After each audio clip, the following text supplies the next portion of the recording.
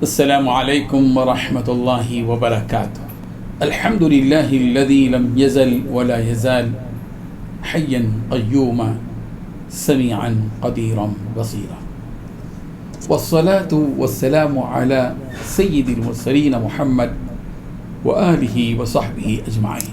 اما بعد، حاضرین و ناظرین، یہ درس نمبر 695 ہے. سورہ اعراف کی ایک آیت کی آج تلاوت اور تشریح کی جائے گی. آیت نمبر 156.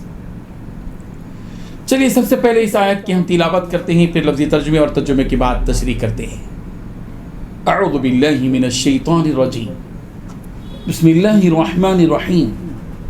واکتب لنا فی هذه الدنیا حسنہ وفی الآخرہ انا ہدنا الیک قال عذابی اصیب به من اشاء ورحمتی وسعت كل شيء فسأكتبها للذین يتقون ويؤتون الزکاة والذین هم بآیاتنا یؤمنون.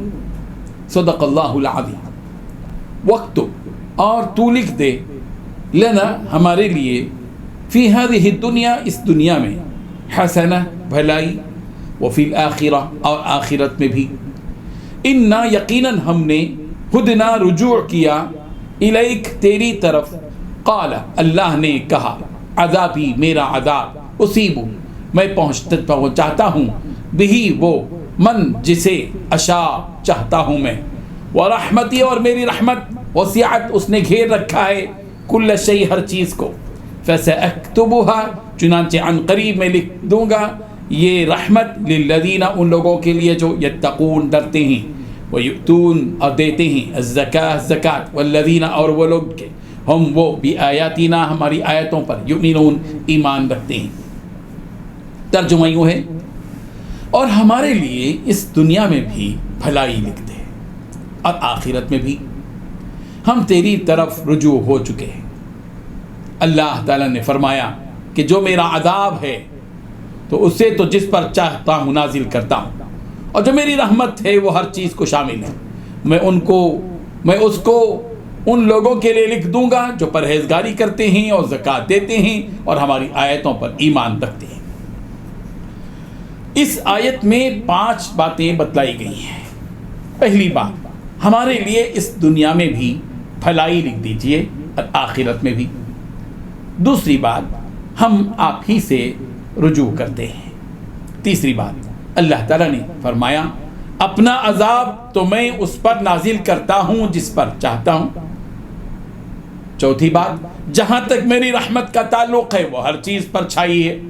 پانچویں بات، چنانچہ میں یہ رحمت مکمل طور پر ان لوگوں کے لیے لکھوں گا جو تقوی اختیار کرتے ہیں اور زکوٰۃ دیتے ہیں اور جو ہماری آیتوں پر ایمان رکھتے ہیں. بزرگان محترم، پچھلی آیت میں حضرت موسیٰ علیہ السلام کی دعا کا وہ حصہ ہے جس میں حضرت موسیٰ علیہ السلام نے اللہ تعالیٰ سے مغفرت اور رحمت کی دعا کی تھی. اور اس آیت میں ایک اور دعا کا تذکرہ کیا جا رہا ہے جو حضرت موسیٰ علیہ السلام نے کی، وَاکْتُبْ لَنَا فِي هَذِهِ الدُّنْيَا حَسَنَةً وَفِي الْآخِرَةِ. اے ہمارے پروردگار، ہمارے لیے اس دنیا میں اچھی حالت میں رہنا ہمارے لیے لکھ دیجئے، نیک حالت پر ہونا، بھلائی پر ہونا ہمارے حق میں لکھ دیجئے، اور آخرت میں بھی یہی لکھ دیجئے. گویا حضرت موسیٰ علیہ السلام نے دنیا اور آخرت کی بھلائی کی دعا مانگی. سورہ بقرہ کی آیت نمبر 201 میں بھی دنیا اور آخرت کی بھلائی کی دعا کا ذکر ہے، اور ان لوگوں کی تعریف اس آیت میں کی گئی ہے جو دنیا اور آخرت دونوں کی بھلائی چاہتے ہیں. جو صرف دنیا کی بھلائی چاہتے ہیں ان کو تنبیہ کی گئی ہے، اور جو دنیا اور آخرت دونوں کی بھلائی چاہتے ہیں ان کا تذکرہ اللہ تعالیٰ نے یوں کیا، وَمِنْهُمْ مَنْ يَقُولُ رَبَّنَا آتِنَا فِي الدُّنْيَا حَسَنَةً وَفِي الْآخِرَةِ حَسَنَةً وَقِنَا عَذَابَ النَّارِ.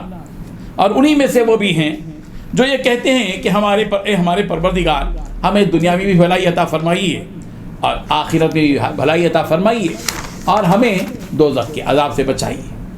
اس سے ایک بات یہ بھی معلوم ہوئی کہ دنیا اور آخرت دونوں کی بھلائی مانگنے کی تعلیم قرآن مجید میں دی گئی ہے. صرف دنیا کی بھلائی چاہنا اور آخرت کی بھلائی سے بے نیاز بن جانا، اللہ تبارک و تعالیٰ کو یہ بات پسند نہیں ہے۔ مفسرین نے دنیا کی بھلائی سے مراد کیا لیا ہے؟ لکھتے ہیں کہ دنیا کی بھلائی سے مراد صحت، لوگوں سے بے نیازی اور استقامت ہے۔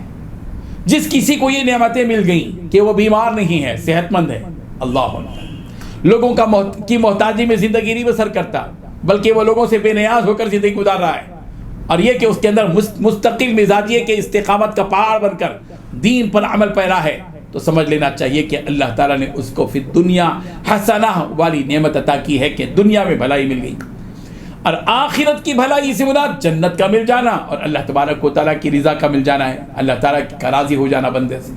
جس کو یہ دو نعمتیں مل گئیں اس کو آخرت کی بھلائی مل گئی، کہ ایک طرف تو یہ کہ اللہ تعالیٰ اسے راضی ہو جائے، جیسے کہ صحابہ کرام رضوان اللہ تعالی علیہم اجمعین کے بارے میں بتا گیا، رضی اللہ عنہم ورضوا عنہ، اللہ ان سے راضی ہو گیا، وہ اللہ سے راضی ہو گئے۔ ظاہر بات ہے کہ ان کو جنت تو ملے گی اور جنت میں بھی اعلیٰ درجہ ان کو ملے گا۔ تو آخرت کی بھلائی یہ ہے کہ جس کسی کو جنت مل جائے اور اللہ کی رضامندی مل جائے، ان کو آخرت کی بھلائی مل گئی۔ اس کے بعد حضرت موسیٰ علیہ السلام نے رجوع الی اللہ کی بات کی ہے کہ انا ہدنا الیک، اے پروردگار ہم سب آپ ہی کی طرف رجوع ہوتے ہیں۔ اللہ کے نیک بندوں کی خصوصیت یہ ہوتی ہے کہ زندگی کے ہر موڑ میں وہ اللہ تعالیٰ کی طرف رجوع ہوتے ہیں، وہ خوش ہوتے ہیں جب بھی اللہ کی طرف رجوع ہوتے ہیں، وہ غم میں مبتلا رہتے ہیں جب بھی وہ اللہ کی طرف رجوع ہوتے ہیں، وہ مال و دولت کے ماحول میں ہوتے ہیں جب بھی وہ اللہ کی طرف رجوع ہوتے ہیں، وہ فقر اور فاقے میں ہوتے ہیں جب بھی اللہ کی طرف رجوع ہوتے ہیں، وہ عزت کی بلندیوں پر ہوتے ہیں جب بھی اللہ کی طرف رجوع ہوتے ہیں، اور کبھی حالات آ جاتے ہیں تو اس وقت بھی اللہ کی طرف رجوع ہوتے ہیں۔ رجوع الی اللہ سکھایا گیا ہے اس جملے میں، اس آیت کے جملے میں، انا ہدنا الیک، ہم آپ ہی کی طرف رجوع ہوتے ہیں۔ اس کے بعد اللہ تبارک و تعالیٰ نے جواب ارشاد فرمایا، دو باتیں اللہ تبارک و تعالیٰ نے بتائیں، عذاب اور رحمت کی باتیں بتائیں، دونوں میں فرق دیکھیے۔ قال عذابی اصیب بہ من اشاء، عذاب کے سلسلے میں اللہ تعالیٰ نے فرمایا میرے عذاب کا معاملہ یہ ہے کہ میں جس کو چاہتا ہوں میرا عذاب پہنچا دیتا ہوں، جس کو میں چاہتا ہوں یعنی میرے ارادے کے بغیر کسی پر کوئی عذاب نہیں پہنچتا۔ اس کے بعد اپنی رحمت والی بات اللہ تعالیٰ نے بڑی محبت سے پیش فرمائی کہ اپنی رحمت کی حقیقت اللہ تعالیٰ نے یوں فرمائی کہ میری رحمت ہر چیز کو شامل ہے، وَرَحْمَتِي وَسِعَتْ كُلَّ شَيْءٍ، میری رحمت تو ہر چیز پر چھائی ہوئی ہے، کسی بھی چیز کا وجود اس کی علامت ہے کہ اس چیز پر رحمت الہی کا سایہ پڑا ہوا ہے، دنیا کی کوئی چیز اللہ کی رحمت سے باہر نہیں ہے۔ اور رحمت سے متعلق اللہ تعالیٰ نے اپنا ایک اصول بیان فرمایا، بلکہ ایک آفاقی فارمولہ ہے جو اللہ تعالیٰ نے بیان فرمایا کہ میں کہ فَسَأَكْتُبُهَا لِلَّذِينَ يَتَّقُونَ وَيُؤْتُونَ الزَّكَاةَ وَالَّذِينَ هُمْ بِآيَاتِنَا يُؤْمِنُونَ، یہ جو رحمت ہے میری، میں اس اپنی خاص رحمت کو ان کے حق میں لکھ دیتا ہوں جو تقوی والی زندگی گزارتے ہیں۔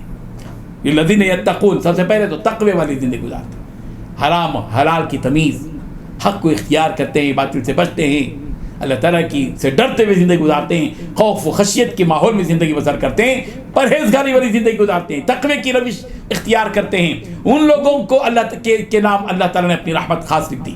اور پھر وَيُؤْتُونَ الزَّكَاةَ، دوسرا یہ کہ جو زکوٰۃ دیتے، اپنے مال کو جمع کر کے نہیں رکھتے بلکہ اپنے مال کی زکوٰۃ ادا کرتے ہیں، اور پھر وَالَّذِينَ هُمْ بِآيَاتِنَا يُؤْمِنُونَ، اور میری اپنی رحمت کو میں خاص کرتا ہوں، لکھ دیتا ہوں ان لوگوں کے لیے جو اس دنیا کے اندر ہماری آیتوں پر ایمان رکھتے ہیں۔ یہ تین چیزیں ہیں جس کا سبق ہم کو ملتا ہے، آفاقی فارمولہ ملتا ہے۔ ہم اگر واقعی اللہ تعالیٰ کی رحمت کے طرفگار ہیں تو ہمیں ایک طرف تقوی کی روش اختیار کرنی ہوگی، اللہ تعالیٰ نے جو مال دیا اس کی زکوٰۃ ادا کرنی ہوگی، اور پھر اللہ تعالیٰ کی آیتوں پر ایمان پر قائم رہنا پڑے گا۔ اللہ تعالیٰ ہم سب کو عمل کی توفیق عطا فرمائے۔ وآخر دعوانا الحمد للہ۔